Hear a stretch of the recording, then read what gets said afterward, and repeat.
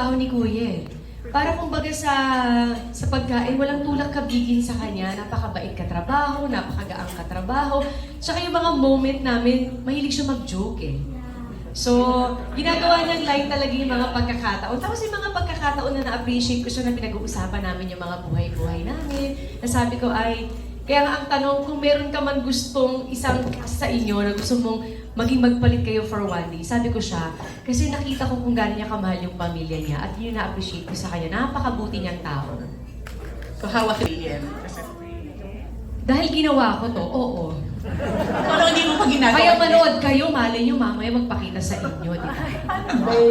O seryoso, dati hindi Seryoso. ka naniniwala. Hanggang ngayon naman hindi rin.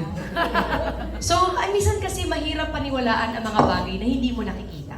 Diba? Mahirap sabihin na oo, pero hindi mo naman nakita. Ngayon kasi ang pinagbabasi natin yung nakikita. So, malay naman natin meron. Max, ano sa palagay mo? Naniniwala ako. Naniniwala kaming lahat. Mamaya pupuntahan ka sa bahay. Ha? Kanina hindi. Ngayon naniniwala. So, final answer. Maniniwala ako. Maniniwala ako kasi ang ganda ng kwento niya kung totoong may ganitong klaseng alien sa buhay ng mundo ng tao. Para ang sarap niyang maging kaibigan.